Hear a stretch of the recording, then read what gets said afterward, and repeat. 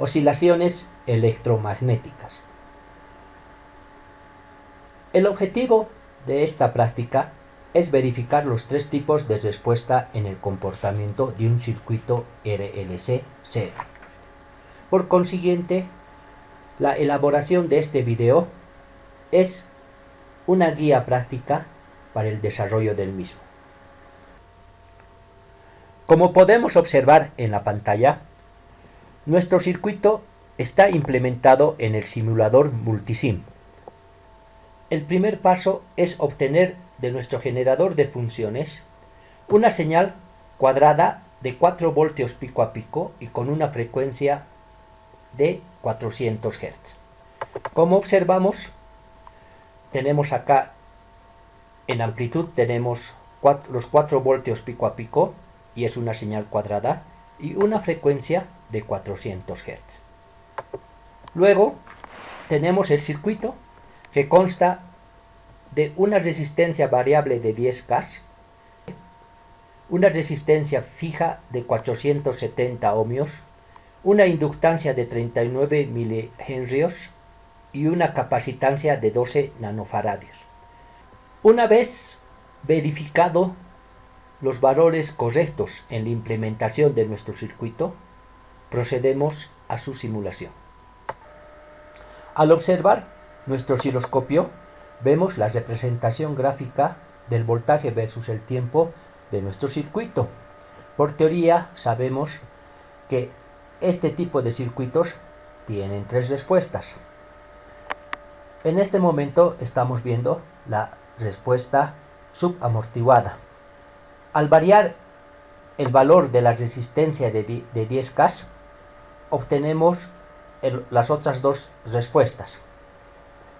Cuando se varía la resistencia de 10K hasta que las oscilaciones de nuestra gráfica desaparecen,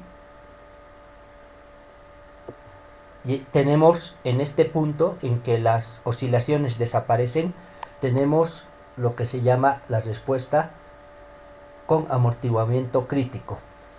Y cuando la resistencia de 10K toma su máximo valor, estamos ante la presencia de la respuesta sobreamortiguada.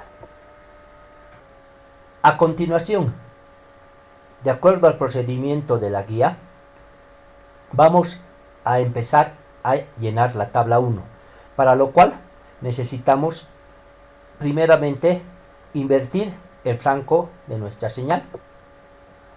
Luego vamos a estabilizar dicha señal y vamos a empezar a tomar medidas para llenar la tabla 1.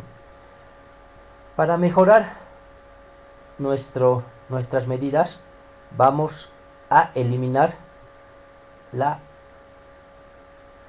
señal de entrada 1 y solamente vamos a trabajar con el voltaje sobre el capacitor. Primero vamos a ampliar nuestra escala para poder apreciar mejor. Luego vamos a proceder, como indica la guía, a llenar la tabla ayudado por los cursores. La tabla 1 consiste en llenar con voltajes para diferentes instantes de tiempo, para lo cual vamos a extender la escala en el tiempo para poder tener unas mejores medidas. Entonces lo que hacemos es, ayudados por los cursores, si encontramos una diferencia de 10 microsegundos para la primera medida, jugamos un poquito con las escalas para poder obtener unas mediciones más exactas.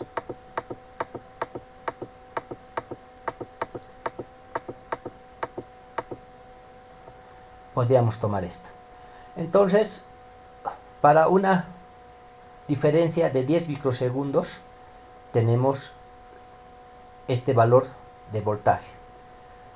¿sí?